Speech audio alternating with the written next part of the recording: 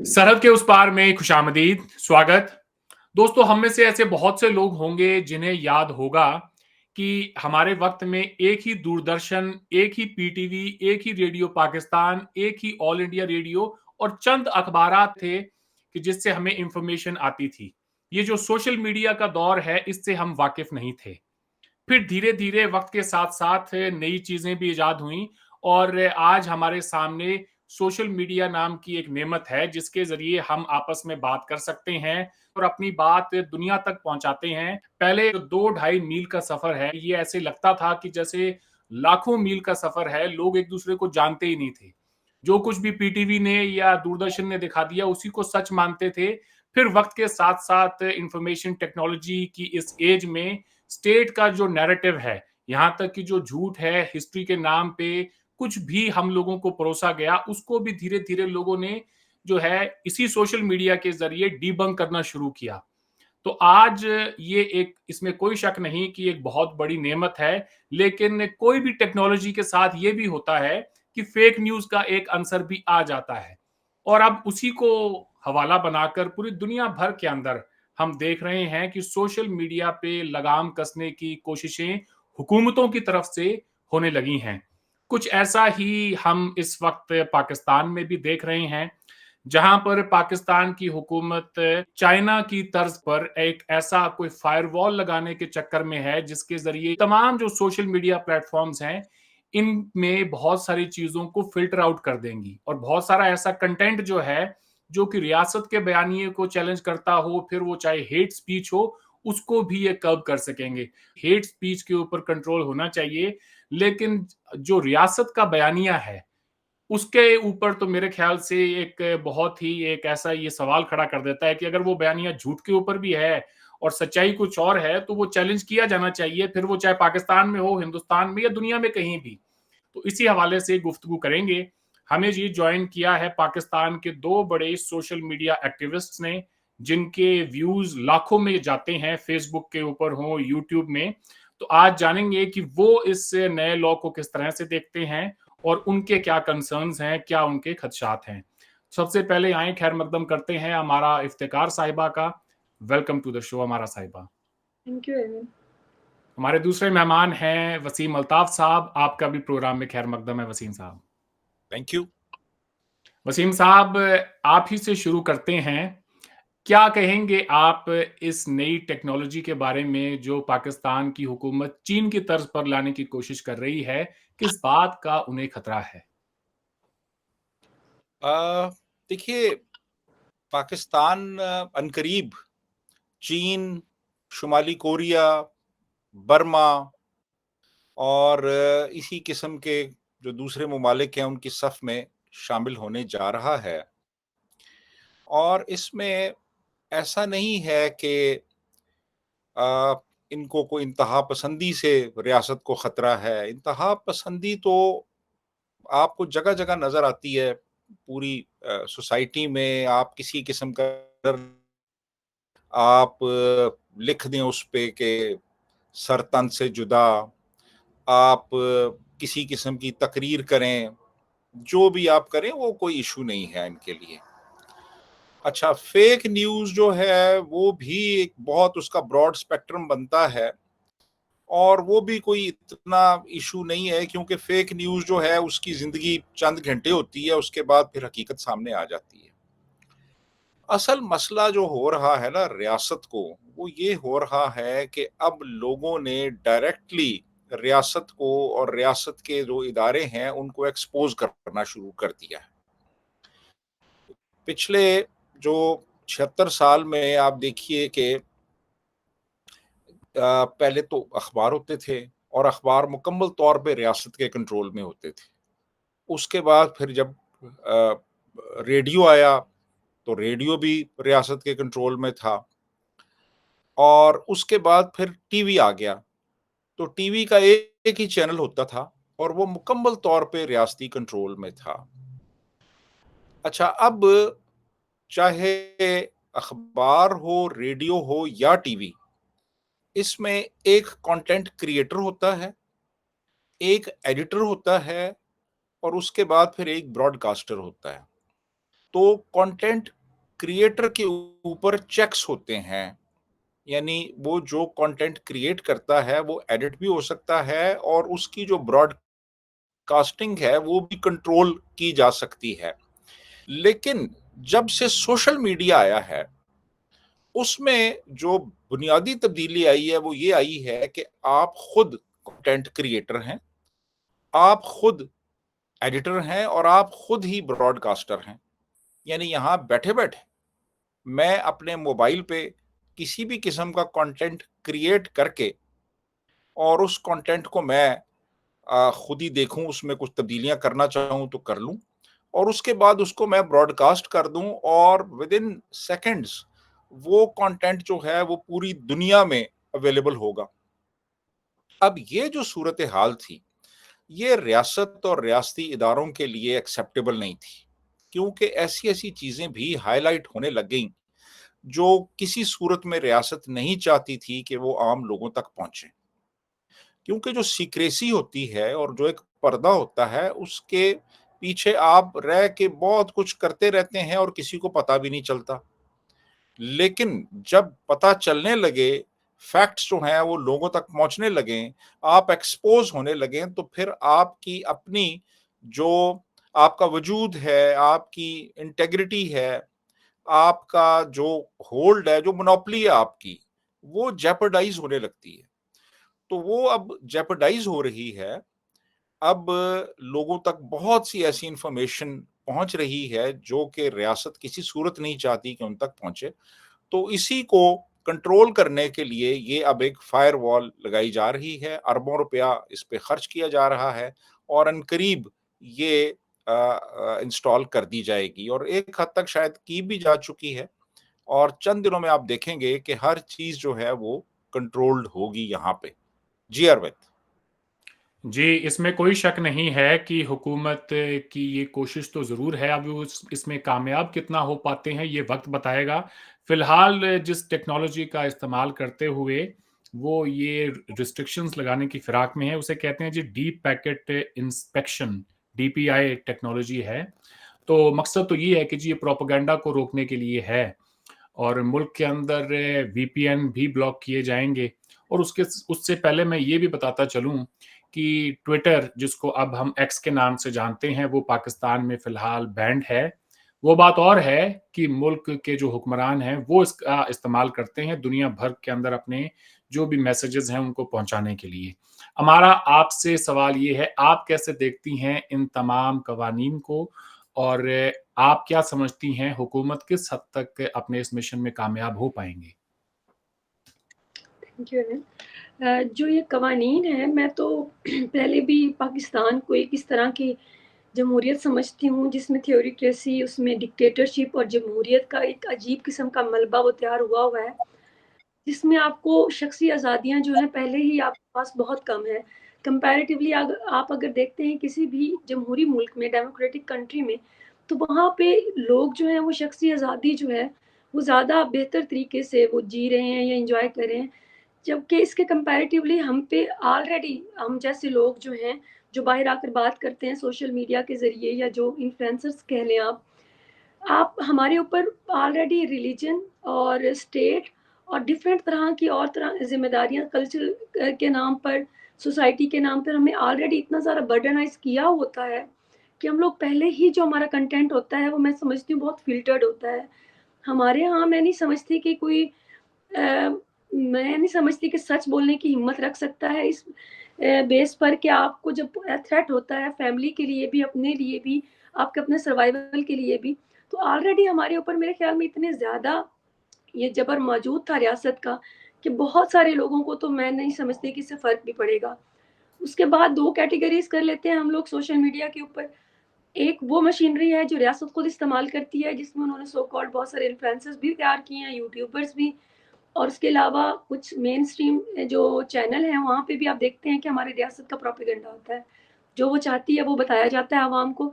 जबकि दूसरी तरफ कुछ लोग ऐसे हैं जो इंडिपेंडेंटली काम कर रहे हैं, जिसमें आप मुझे और या वसीम अहमद साहब को ले लें वसीम साहब को ले लें, सॉरी और बहुत सारे और लोग हैं हमारे जैसे। अब इनमें जो कैटेगरीज़ कुछ ऐसी आई हैं जो पीटीआई के टाइम के बाद इमरान खान के जो भी उन्होंने बगावत की है स्टेट के साथ, उसके बाद उन्होंने बहुत खुलकर सपोर्ट किया पीटीआई को, और उसके साथ काफ़ी हद तक यूँ समझ लें कि स्टेट लेवल पे स्टेट के इमेज को डैमेज किया। तो मेरे ख्याल था पहले भी कि इसके ऊपर आप बहुत सारे लॉज़ जो हैं वो पहले पाकिस्तान में वो बताए जा चुके हैं, राइज़ किए जा चुके हैं, और हम ऑलरेडी जो हैं वो बहुत सप्रेस्ड किस्म की कम्युनिटी हैं। तो उसके ऊपर जब ये फायरवॉल जैसा, चाइना जैसा सिस्टम आप कहते हैं, तो इसको अगर मैं इसके तर्ज पे लेकर आऊँ तो मेरे ख्याल में वो थोड़ा-सा क्रिटिकल है। वो इसलिए क्रिटिकल है कि आप अगर टेक्निकली आप इतने ज़्यादा एडवांस नहीं है आपका कंट्री, और आपको ऐप्स के फेसबुक के लिए, इंस्टाग्राम के लिए, एक्स के लिए मुतबादिल के तौर पे आपको मज़ीद ऐप्स नहीं दे रहा, और आपके जो सिक्योरिटी कंसर्न्स हैं, आपके बैंक के जो पासवर्ड्स हैं, जो आपके बाकी अकाउंट्स के, आपके पास बहुत सारी सिक्योरिटी की चीज़ें जो हैं वो लिंक्ड हैं आपकी इंटरनेट के साथ ही। तो मैं नहीं समझती कि पाकिस्तान अभी तक इस हद तक डेवलप जा सकता है कि यूएई की तरह, मिडल ईस्ट की तरह, वो चाइना की तरह वो एक अलग तरह का फायरवॉल क्रिएट करके एक इंटरनेट करेगा। मेरे ख्याल में इसी के ऊपर पाबंदियाँ होंगी, और वो मेरे ख्याल में इसलिए मैं उसको कुछ नया नहीं समझती कि हम ऑलरेडी अगर यहाँ पर बैठे हैं, मैं हूँ, ये वसीम साहब हैं, तो मैं नहीं समझती कि हम रिलीजन के ऊपर और कल्चर के ऊपर, इवन औरत का देख लें, अगर आप औरत और मर्द जेंडर बाइसनेस के ऊपर भी हम खुलकर बात नहीं कर सकते। ऑलरेडी ही we are very much suppressed.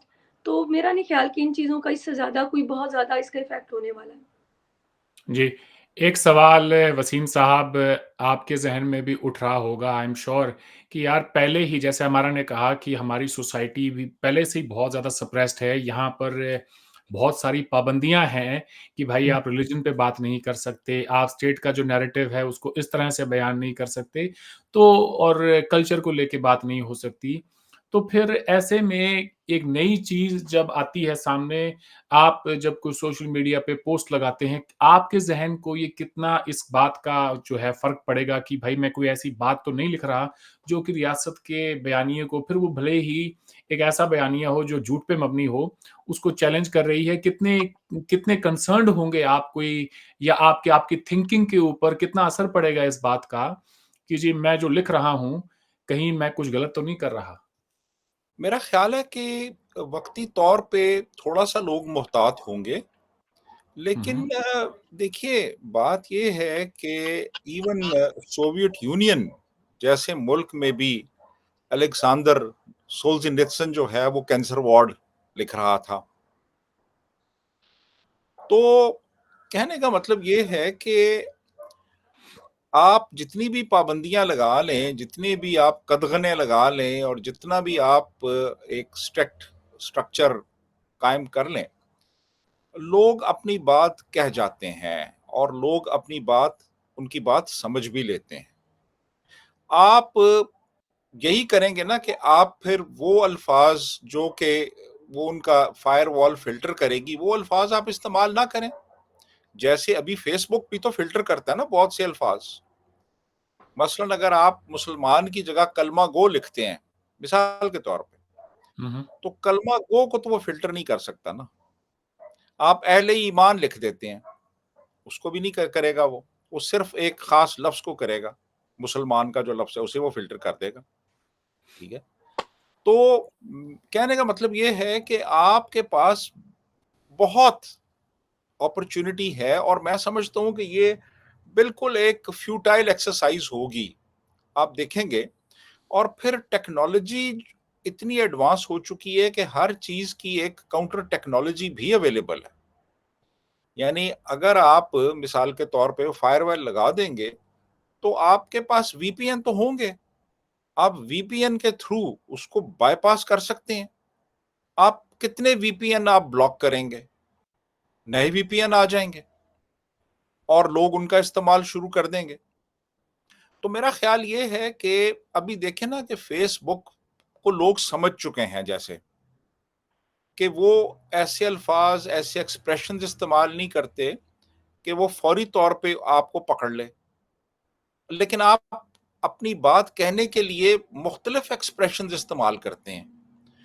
तो फ़ायरवॉल ठीक है आप लगा दें, लेकिन लोगों का जो शऊर है, लोगों में जो एनलाइटनमेंट आ चुकी है और लोग जितने वेल अवेयर हैं, आप उसका मुकाबला एक फ़ायरवॉल से नहीं कर सकते। ये फायरवॉल एक जो वक्ती तौर पे आप अपनी तसल्ली के लिए, अपने इत्मीनान के लिए खड़ी कर देंगे, लेकिन इसके बावजूद वो सिलसिला जारी रहेगा।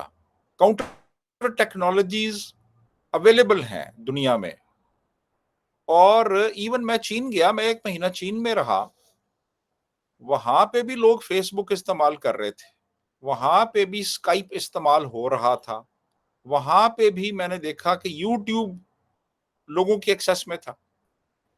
तो आप जो मर्जी कर लें, लेकिन ऐसा नहीं होगा कि आप ये फायरवॉल खड़ी करके आप एक आयरन कर्टन जो है वो लोगों के दरमियान और जो ज़मीनी हकायक हैं उनके दरमियान कायम कर दें। ज़मीनी हकायक वैसे ही रहते हैं, वो वैसे ही रहेंगे और लोगों को वो नज़र आते रहेंगे और लोग उनको एक्सपोज़ करते रहेंगे, और ये सिलसिला जो है ये जारी रहेगा। ये फायरवॉल से कोई फ़र्क नहीं पड़ने वाला। इन्होंने एड़ी चोटी का ज़ोर लगा लिया कि वो यूट्यूबर जो मुल्क से बाहर बैठे हुए हैं, उनको किसी तरीके से, कोई कानूनी तरीके से, कोई डरा-धमका के, कोई और रास्ते इख्तियार करके इनको ख़त्म किया जा सके, नहीं कर सके। वो एक यूट्यूब चैनल बंद करवाते हैं, तो वो किसी दूसरे यूट्यूब चैनल से आ जाता है। वो बंद कराते हैं, तो वो तीसरा बना लेता है। वो यूट्यूब को बंद करवाते हैं, तो वो टम्बलर से आ जाता है, वो लिंक्डइन से आ जाता है, वो ट्विच से आ जाता है। मतलब वो फेसबुक पे आ रहा है, वो एक्स पे आ रहा है। आप क्या-क्या करेंगे? आप किस-किस को कहाँ-कहाँ आप बंद करवाएँगे? और लोग जो हैं वो उनको पता है हकीकत क्या है, और ये आप महज़ अपने इत्मीनान के लिए, अपनी तसल्ली के लिए आप ये करके देख लें, इससे कोई फ़र्क नहीं पड़ेगा। ये सारा सिलसिला ऐसे ही चलता रहेगा। जब आप किसी को एनलाइटन कर देते हैं, एनलाइटन कोई हो जाता है, एजुकेट हो जाता है, उसके पास शऊर आ जाता है, तो फिर आप ये फायरवॉल से उसको कंट्रोल नहीं कर सकते। जी अरविंद। जी, वसीम साहब आप ही से एक और सवाल है। अ, हिस्ट्री को लेके जो पाकिस्तान के अंदर झूठ पढ़ाया जाता है, अगर कोई आज सोशल मीडिया के ज़रिए ही कोई ऐसे यूट्यूब चैनल्स हों या ऐसी किताबों की उनको एक्सेस मिल जाए, जहाँ पे एक काउंटर नैरेटिव हो पाकिस्तान स्टडीज़ का, और वो ये अपने हुक्मरानों से सवाल करे कि भाई क्रिएशन ऑफ पाकिस्तान को लेके आपने हमें जो झूठ पढ़ाया, वो इस तरह से तो नहीं था, हिस्ट्री तो इस तरह से नहीं थी, उसमें कुछ और भी हकायक थे, जो कि आपने सप्रेस कर दिए। तो आज तो पाकिस्तान एक रियलिटी है, 76 ईयर्स हो गए हैं इसे बने हुए, इसे लेकर तो अगर कोई नई हिस्ट्री भी अगर आती है, जो कि फैक्ट्स के ऊपर बेस्ड हो, किसी हुक्मरान को प्रॉब्लम होनी तो नहीं चाहिए। ये मान लेने में कि हाँ, ठीक है, हमसे कोई गलतियाँ हुई थी, लेकिन अब पाकिस्तान एक एक रियलिटी है और दुनिया मानती है इसको, तो क्या इसमें क्या फ़र्क पड़ जाएगा?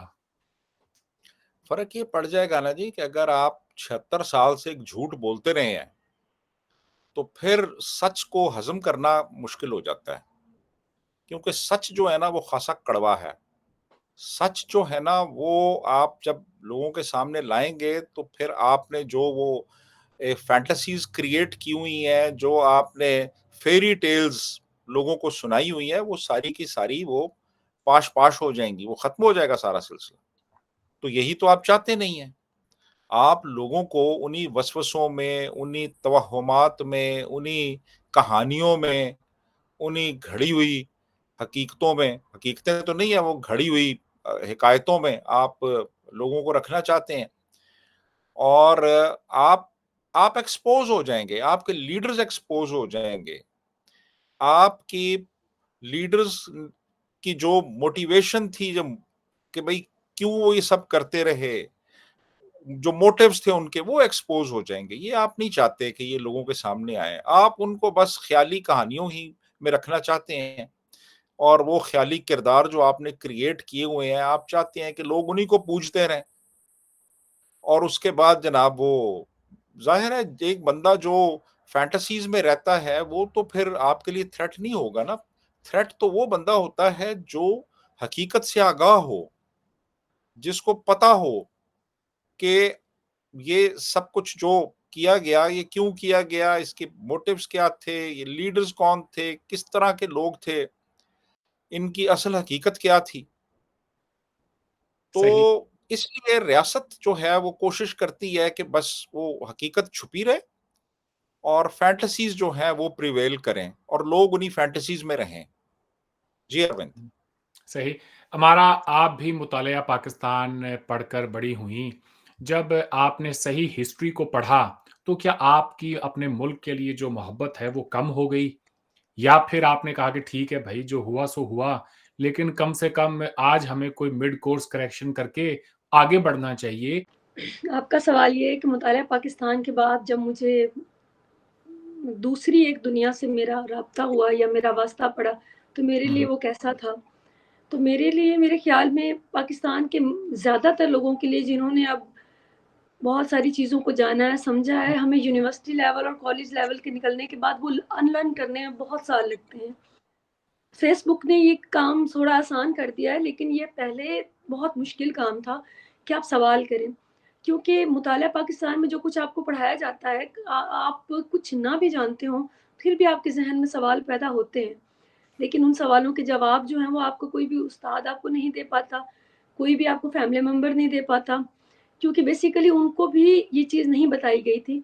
तो जब इस चीज़ को आप पता चलता है कि आपके मुल्क की तारीख़ क्या थी, मुल्क बना कैसे, इसमें फ्लॉज़ कौन-कौन से हैं, इसके स्ट्रक्चर में और लीडरशिप की जैसे बात की वसीम साहब ने यहाँ पर, मैं नहीं समझती कि डे 1 से लेकर अब तक कोई लीडरशिप जो है वो नसीब हुई है इस मुल्क को पाकिस्तान के बनने से लेकर अब तक।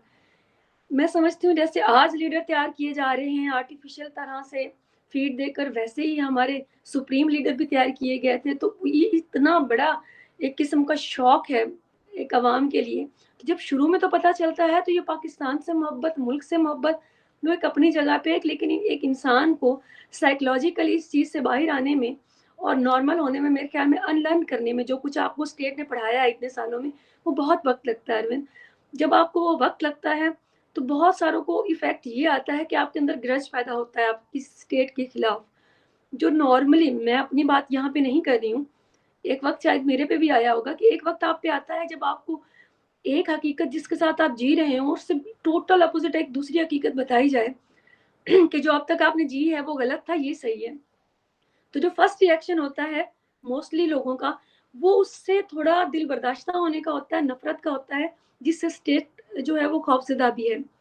लेकिन मैं नहीं समझती कि इसका कोई मानी है स्टेट की नज़र में। हम अवाम का दिल बर्दाश्त होने का, हम मुल्क से मोहब्बत फिर भी वैसे ही करते हैं, अगर हम दिल बर्दाश्त होते हैं तो हम उनकी अपनी तारीख से होते हैं। लेकिन जो उनको मसला है स्टेट को, वो मेरे ख़्याल में ये है कि अगर आप तारीख पढ़ते हैं वो हिस्सा कि मुल्क कैसे बना और मुल्क के बाद कैसे किस-किस तरह से क्या-क्या हुआ, उसके बाद आधा मुल्क आपने कैसे गँवाया और आपने किस तरह से इसको टेरर स्टेट बनाया, एक वेलफेयर स्टेट की बजाय, ये एक नॉर्मल स्टेट की बजाय। और किस तरह से आपने एक डेमोक्रेटिक कंट्री लिया और उसके बाद ना डेमोक्रेसी चली, ना आप एक रिलीजन की बुनियाद पर आपने मुल्क बना सके, ना आप डिक्टेटरशिप ला सके। आप अरब ने आपने अरब भी बना दिया, आपने अफ़गानी भी बना दिया, आपने कश्मीरी भी बनवा दिए, लेकिन आप खुद को एक कौम नहीं बना सके, पाकिस्तान जिसको कहते हैं और उसको पाकिस्तानी कहते हैं। तो मेरा नहीं ख़्याल कि इतना पैट्रियोटिज़्म जो है वो पैदा कर पाई है हमारी स्टेट। वजह सिर्फ ये है कि इस किस्म का मिक्सचर जो आपने 2 तरह का दिया है, इतना झूठ पढ़ाया है, इतना ज़्यादा झूठ पढ़ाया है कि मेरा नहीं ख़्याल कि उस झूठ को पढ़-पढ़ के आपके अंदर कोई किसी किस्म की जो वतन की मोहब्बत है या प्योरनेस वो जो पैदा हो सकती है, वो पॉसिबल नहीं है। सेकेंडली मैं ये कहूँगी कि जो स्टेट का है, अपना सर्वाइवल, वो इस चीज़ पर है कि इन चीज़ों को डिस्कस ना किया जाए। अगर वो पाकिस्तान के बनने में और अब तक पाकिस्तान की नाकामी में या चलने में या कामयाबी में सियासी लीडरान का हिस्सा होता, तो हमें जगह-जगह ये चीज़ बताई जानी थी। मुतालिया पाकिस्तान में भी, स्टेट के चैनल्स पे भी, आपको मीडिया पे, हर जगह पे, जगह-जगह पे आपको बताया जाना था कि आपके सियासी लीडरान ने आपके साथ क्या किया है। और हमें शुरू से ये चीज़ बताई जाती है, फ़ीड की जाती है। लेकिन यहाँ पर बात आपकी सियासी रहनुमाओं की तो हो नहीं रही, जमातों की तो हो नहीं रही कि जिन्होंने आपके मुल्क को इतने सालों में आपके ऊपर जबर किया है या उसमें कुछ खराबी पैदा हुई है या वो बेहतर भी हुआ है, तो वो आप उनको ना आप किसी किस्म का क्रेडिट दे सकते हैं, ना उनको आप उनका किसी किस्म का इल्ज़ाम लगा सकते हैं। तो ये दोनों चीज़ें जो हैं ये उस इदारे पर जा बनती हैं जिसने रूल किया इस मुल्क को। लेकिन अगर उस इदारे के लिए ये बात आप बैठकर करेंगे, तो यहाँ यहीं पे आकर उसका सारा रूल जो है, वो सारा टेरर जो है वो ख़त्म हो जाएगा जब आप यही सवाल करना शुरू कर देंगे। मेरे ख़्याल में ताकत के ज़ोर पर जो भी चीज़ें हुकूमत करती हैं इंसानों पर, जो भी हुकूमतें, उनका कोई जो इस किस्म का आप समझते हो कि कोई हल हो, कोई मोहब्बत वाला हल हो कि आप बता दें जी आपकी मोहब्बत में कौन-सा फ़र्क आ जाना है, ऐसा नहीं होता अरविंद। मोहब्बत में नहीं फ़र्क आता, लेकिन ताबेदारी में फ़र्क आ जाता है, जो आप ख़ास तौर पर आपने किसी 1 या 2 इदारों के नाम आपने की हुई होती है और आप सर नहीं उठा सकते। आज आपको वो आज़ादी दे दें, आज आपसे कहें कि आप जी बस मुख़लिस होकर मुल्क से मोहब्बत करें और आप उनसे चाहे जितने सवाल करें, तो क्या ये उनके लिए काबिल कबूल होगा? चलें इसी के ऊपर ही एक सवाल और ले लें आप हमारा, कि मान लें कि क्रिएशन ऑफ पाकिस्तान से लेकर आज तक इन हुँ। मुल्क के अंदर जो भी नाकामी हुई है हुकूमतों की, अगर कौम को सच पता चल भी जाएगा, तो वो मिड कोर्स कोई करेक्शन कर सकेंगे? अगर क्या पाकिस्तान इतना कमज़ोर है कि कौम को सच बता दिया तो ये मुल्क टूट जाएगा? जी, मैं मेरा नहीं ये ख़्याल। समझती नहीं, अरविंद साहब, मेरी राय मुख्तलिफ है। झूठ के ऊपर जो इमारत बनती है, उसके गिरने का डर होता है, जो सच के ऊपर जो चीज़ जिसकी बुनियाद हम रखते हैं, वो तो कायम-ओ-तायम रहती है। तो क्या नहीं हुआ, पाकिस्तान को बनाने में कुछ गलतियाँ हो गई थीं, मगर वो वो दौर बीत चुका है। एक छोटी-सी मिसाल दे देता हूँ, चलो मैं बँटवारे के दौरान फसादात हुए। आज आप किसी भी मुसलमान, हिंदू या सिख से जाके पूछेंगे उसके बारे में, तो हर कोई ये कहेगा भाई बहुत बुरा हुआ, नहीं होना चाहिए था, लेकिन हम जो हैं एक परपेचुअल हॉस्टिलिटी के अंदर भी नहीं रह सकते, हमें अब आगे बढ़ना होगा और लोग एक-दूसरे को गले भी लगाते हैं। इस बात का मैं आपको जवाब दूँगी, आपके सवाल में ही आपका जवाब छुपा हुआ है। सही। आप कहते हैं कि आज अगर आप कहेंगे तो मुसलमान, हिंदू और सिख एक-दूसरे के गले नहीं काटेंगे और वो ये कहेंगे कि तब भी हमने जो किया आज से 70 साल पहले, 80 साल पहले, वो भी ठीक नहीं था। लेकिन ये रियलाइज़ेशन उनको 80 साल के बाद अगर आ रही है, तो मुझे बताएँ कि उसमें कितने ख़ानदानों का कितनी ज़्यादा जगह फुल हुई, कितनी जगह लोगों को ताकत मिली। कई लोग जो हैं वो चंद एक लोग जिनको ताकत चाहिए थी, उन्होंने एक-दूसरे को मरवाया। अब आप जो ये मोहब्बत वाली चाहते हैं कि फ़िज़ा कायम हो, उसके लिए मेरे ख़्याल में मोहब्बत जिसे आप कह रहे हैं, उसके साथ-साथ आप आज़ादी को लाज़िम कर रहे हैं। जो बाकी दूसरी आप बात कर रहे हैं कि आप सच नहीं बताएँगे तो आपका सर्वाइवल नहीं है, मैं ऐसा नहीं समझती। जो ताकतवर इदारे होते हैं, वो चाहे शुमाली कोरिया है, चाहे वो चाइना है, चाहे वो उस तरह के बाकी ईरान देख लें, मेरे ख़्याल में इनके ऊपर जो रूल करने वाली जो ताकतें होती हैं, वो 10, 15, 20 साल होती हैं उनकी उम्र और उनका सर्वाइवल इसी चीज़ में होता है। अगर वो प्यार और मोहब्बत बाँटने लग जाते हैं, लेट्स सपोज़ आज पाकिस्तान की स्टेट उठती है और वो अपना नैरेटिव बताती है कि आज तक जो हुआ था, वो गलत हुआ है।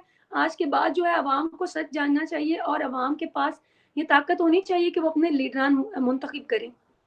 मुझे सिर्फ़ एक सवाल का जवाब दे दें, क्या ऐसा हो पॉसिबल है कि पाकिस्तान में अवाम की राय से, मेरे वोट से, वसीम साहब के वोट से एक नया लीडर मुंतखब हो और हमारा जो इदारे हैं, जो पैरेलल वे में साथ शेयर कर रहे हैं ताकत, वो उसको आने देंगे? सच तब बताया जाता है अरविंद, जब कुछ बदलना होता है, जब कुछ बेहतर करना होता है। जब आपने हुकूमत करनी है, जब आपने टेरर के साथ खौफ़ज़दा करके लोगों को उनके ऊपर हुक्मरानी करनी है, आप रशिया है, शुमाली कोरिया है, चाइना है, दुनिया में बहुत सारे अभी भी ममालिक ऐसे हैं, जो आपके सामने हैं कि जो शख्सी आज़ादियों, इंसान की आज़ादियों सबको बलाए ताक रख के वो सिर्फ़ हुकूमत कर रहे हैं। चंद एक लोग, 1-2 इदारे, इस तरह के कवानीन हैं।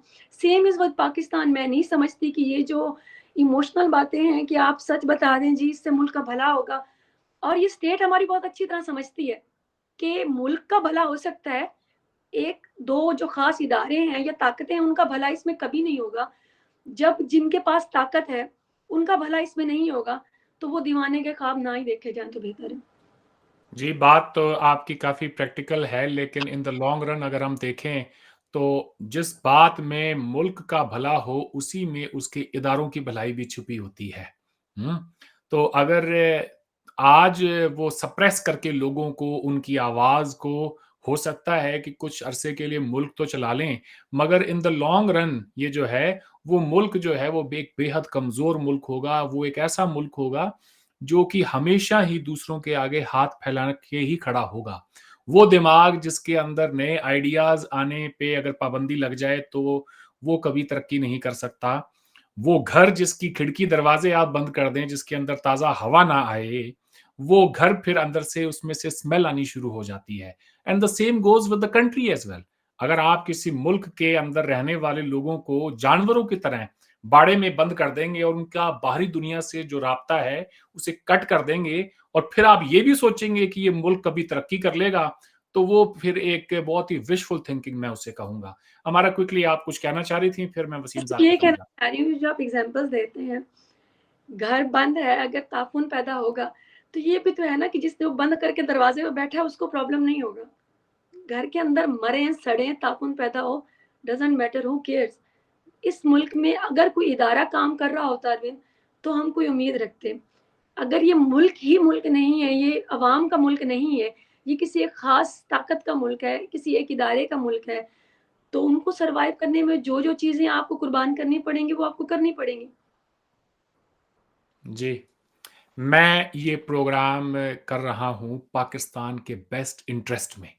जो पाकिस्तान का बेस्ट इंटरेस्ट है, वही इंडिया का भी बेस्ट इंटरेस्ट है, वही इस रीजन का बेस्ट इंटरेस्ट है और पूरी दुनिया का भी वही उसी में ही बेस्ट इंटरेस्ट छुपा हुआ है। तो मैं चाहता हूँ कि जाने से पहले वसीम साहब, आप अपनी कौम और अपने हुक्मरानों के नाम एक पैगाम दें कि भाई ये कि जो आप करने की कोशिशें कर रहे हैं, हो सकता है कि इसमें आप कामयाब भी हो जाएँ।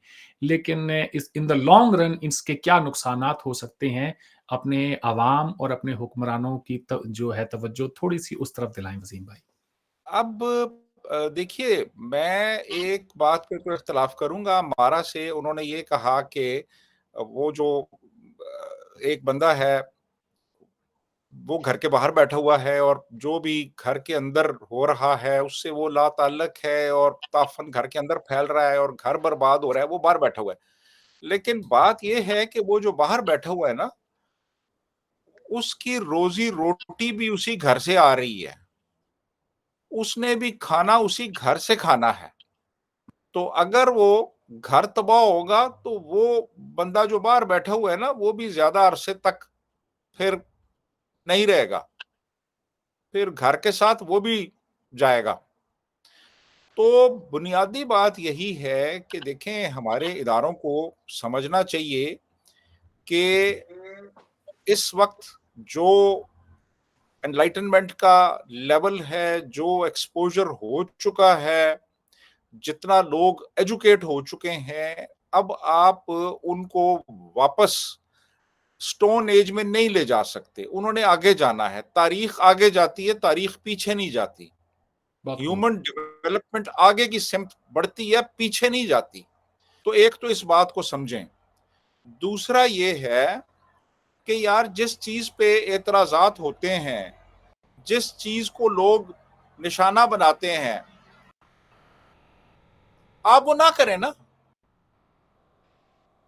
आप वो ना करें। देखें ना, अगर जजों को धमकियाँ मिलेंगी, शायरों को उठाया जाएगा, लोगों को एयरपोर्ट से पकड़ लिया जाएगा, लोगों के भाइयों को, बहनों को उठा लिया जाएगा, तो फिर टारगेट तो लोग करेंगे ना। फिर तो ये सब कुछ होगा, रिएक्शन तो आएगा ना। आप ना करें ना ये काम। आप इस मुल्क को अपना मुल्क समझें, इस मुल्क के अवाम को आप समझें कि ये भी हमारे भाई हैं, हमारी बहनें हैं और ये पूरा मुल्क जो चल रहा है, ये इसी नेशन की वजह से चल रहा है। ये जो नेशन हमें सपोर्ट कर रहा है, इसकी वजह से चल रहा है। हम अगर आज एक खा पी रहे हैं, तो वो रियासती इदारों का जो पूरा इस वक़्त सिस्टम चल रहा है, वो मेरे और हमारा के टैक्सों से चल रहा है। तो हमें भी अपना समझें, इस मुल्क को भी अपना समझें, अपने आप को इस मुल्क से अलहदा ना समझें और इस मुल्क के अवाम की इज़्ज़त करें, इस मुल्क के आईन का लिहाज़ करें, उसको एक एक ऐसा डॉक्यूमेंट समझें जो वाक़ई ही एक ऐसा डॉक्यूमेंट है जिसको आपने फॉलो करना है, उससे लॉयल्टी आप आपने हल्फ उठाया हुआ है उससे लॉयल रहने का। तो ये सारा कुछ करें, लोगों को फ्रीडम ऑफ एक्सप्रेशन दें, जो कि आइन के आर्टिकल 19 में मौजूद है। तो फिर ये मुल्क जो है एक नॉर्मल मुल्क की तरह आगे चलेगा। अगर आप इस तरीके से फायरवॉल्स लगाएँगे, तो फिर ये फायरवॉल्स जो होंगी ना, ये ये आप ही के ऊपर आके गिरेंगी। तो फायर वॉल्स ना लगाएं, वॉल्स भी खत्म करें, और जो एक दूरी पैदा हो रही है आप में और अवाम में, उसको खत्म करें, और तभी ये मुल्क आगे चलेगा, और तभी ये मुल्क प्रोग्रेस करेगा, और तभी इस मुल्क की अक़वाम आलम में इज्जत होगी। तो मैं तो यही कहना चाहूंगा अरविंद भाई कि बहुत खूब। यही वे फॉरवर्ड है और कोई नहीं है। जी, मैं आपसे 100% इस बात पर सहमत हूँ। आपने एक-एक जो आपकी बात है, वो अगर कोई इंसान सोचता हो, तो उसके ज़हन पर हथौड़े की तरह ये चोट करनी चाहिए। हमारा आप कुछ कहना चाह रही थी वसीम साहब की बातों में, उस पर बात कहें और अपने पार्टिंग कमेंट्स दें। आपका क्या पैगाम होगा पाकिस्तान के हुक्मरानों और अवाम के नाम? उन पे कमेंट यही था कि मज़े का ख़ैर बात लगती है कि इस तरह की बातें हमें लगता है कि याहिया के दौरे हुकूमत बांग्लादेश के बनने, मुजीबुर रहमान के उसके बाद अब हमीदुर रहमान कमीशन की जैसे आज भी कभी बात चल रही है, लगता था तब भी एक किस्म का लगता था कि एक्सट्रीम पे जा चुकी है करप्शन। इदारा जो है वो तो ख़राब हो चुका है, ख़त्म हो चुका है कि उस इदारे की नाअहली ने एक और सियासतदानों की नाअहली ने दोनों किस इदारे जो हैं हमारे, ये तकरीबन बर्बाद हो चुके हैं और उससे हमारे जो मुल्क जो है वो काफ़ी हद तक नुकसान खा चुका है। तो अब हमें डायरेक्शन मिल जाएगी।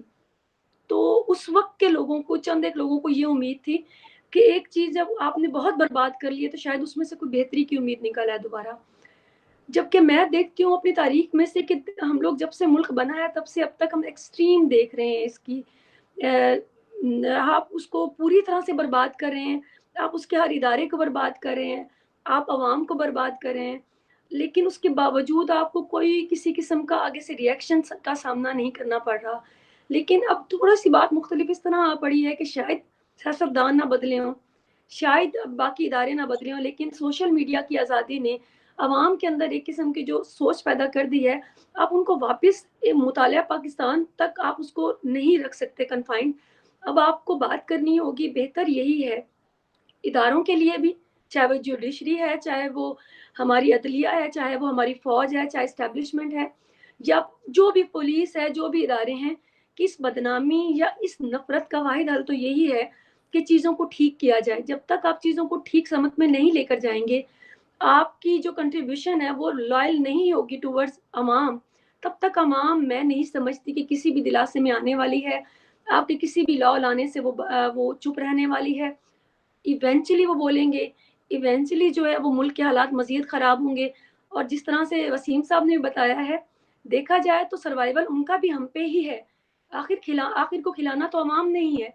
तो आप इस अवाम का खून इतना मत निचोड़ें, इनको इस हद तक दीवार से ना लगाएँ, इतनी दीवारें खड़ी करके कि आपको भी ये कुछ कमा कर देने लायक ना रह जाएँ। तो वे आउट तो यही है कि आप पीछे नहीं हट सकते, आपको आगे बढ़ना है, और आप आगे बढ़ने से रुकने के लिए सिर्फ़ एक ही कर सकते हैं कि आप वहीं पे जमे रहें। पीछे तो आप नहीं जा सकते, पीछे का तो रास्ता ही ख़त्म हो जाता है, तारीख़ तो यही बताती है। हाँ, ये रास्ता बाकी रहता है कि आप कई सालों के लिए किसी भी कौम को, किसी भी मुल्क को एक जगह पे रख के उसको बर्बाद कर सकते हैं कि ना वहाँ से आगे जा रहा है, ना वहाँ से पीछे जा रहा है। तो मैं ये आजकल मुल्क की सिचुएशन देख रही हूँ। मैं दुआ करती हूँ कि हमारे इदारे भी इसको रियलाइज़ करें। मैं दुआ करती हूँ कि अवाम में भी इस चीज़ का शऊर रहे, और दुआ ही कर सकते हैं कि बाकी इदारे भी अपनी-अपनी जगह काम करें और इन तरह के लॉज़ लाने की बजाय अवाम की फलाह के लिए काम करें, अवाम को रोटी देने के लिए काम करें, ताकि जो फ्रस्ट्रेशन, एक किस्म की नफ़रत और फ्रस्ट्रेशन आ चुकी है अवाम में, ये कम हो। और ये ग्रेजुअली तब कम होगी जब मुझे, मेरे आस-पास वालों को, जो भी मैं अवाम देख रही हूँ, हमें रोटी मिलेगी इज़्ज़त की, हमें बेहतर तालीम मिलेगी, और जब मैं या मेरा बच्चा या मेरी फैमिली में से कोई बीमार होगा और हमें अस्पताल जाने पे हमें दवा मिलेगी। इमीडिएटली करने वाले यही काम है कि अवाम की फलाह के लिए काम करें, ना कि आप तारीख बदलें, तारीख आप नहीं बदल सकते। बेहतर तो ये है कि आप मुतालिया पाकिस्तान जैसी जो बीमारियाँ हैं वो अपने सिलेबस से निकालें, और आप मज़ीद वॉर्स लगाने की बजाय इनको फ्रीडम दें अवाम को और इसको रोज़गार दें। तो ये वे आउट है, इसका इसका वे फॉरवर्ड आप अगर नहीं चाहते, तो मेरा नहीं ख्याल कि इसके आगे पीछे कोई वे बैक भी है। जी, बिल्कुल ठीक कहा आपने। हमारा आज मैं एक गाना सुन रहा था, उसके कुछ बोल कुछ इस तरह से थे कि हमदर्द हूँ मैं तेरा मत सोच पराया हूँ। तो उसी हमदर्द होने के नाते मेरी भी ये इल्तिजा है हुकूमत पाकिस्तान से कि भाई आप पाकिस्तानियों को ना सिर्फ अपने पूरे मुल्क से जोड़ें, बल्कि इनको पूरी दुनिया से भी जोड़ें और दुनिया भर के लोगों को पाकिस्तान से जोड़ें। क्या पैगाम जाएगा जब लोगों को पता चलेगा कि भाई मैं उस मुल्क में आया हूँ, कोई टूरिस्ट आपके एयरपोर्ट पे लैंड हो और वो अपना कोई ट्विटर, जिसको आज हम एक्स के नाम से जानते हैं, खोलने की कोशिश करे, वो कहते ये तो भाई मैं किस मुल्क में आ गया हूँ, यहाँ पर तो सोशल मीडिया ही नहीं चलता। मैं क्या कहूँगा और क्या घूमूँगा यहाँ पे, क्या इम्पैक्ट होगा, ज़रा सोचें उसके ज़हन पे कि कितनी एक क्लोज़्ड माइंडसेट वाली सोसाइटी के अंदर मैं आ गया हूँ। तो ये हरकतें खुदारा ना करें और मैं अपने आप को, ये कोई भी दुनिया की हुकूमत हो, भले ही वो इंडिया के अंदर भी अगर कोई कल को ऐसी कोई कोशिशें होती हैं, तो अपने आप को उनके भी खिलाफ खड़ा हुआ पाऊँगा। जैसे कि आज अपने आप को आपके खिलाफ खड़ा हुआ पा रहा हूँ और मेरे ये जो 2 दोस्त हैं, इनके साथ खड़ा हुआ पाता हूँ। तो ये हरगिज़ ना करें। पाकिस्तान को आपने दुनिया से जोड़ना है। ये जो डिजिटल एज के अंदर आप अगर समझते हैं कि वो काम जो कोई 80 साल पहले सोच सकता था करने की, आपने कर लिए, अब नहीं हो सकता। अब ये दुनिया धीरे-धीरे सिकुड़ के बहुत छोटी होती चली जाएगी। लोग आपस में और भी करीब आते चले जाएँगे और आप उन्हें आने दें। आज हम बैठ के बात कर रहे हैं, तो ये इसी डिजिटल एज की ही नेमत है, वरना आज से 20 साल पहले, 25 साल पहले तो हम सोच भी नहीं सकते थे कि एक दिन कोई पाकिस्तान से भी लोगों से बात कर रहे होंगे, उनके इंटरव्यूज़ ले रहे होंगे। तो इससे हमने मज़ीद आगे ही जाना है, आप खुदारा इस लोगों को पीछे ना लेकर जाएँ। हमारा इफ्तिकार साहिबा और वसीम अल्ताफ़ साहब, आप दोनों का बहुत-बहुत शुक्रिया, आपसे फिर बात होगी। Thank you. Thank you.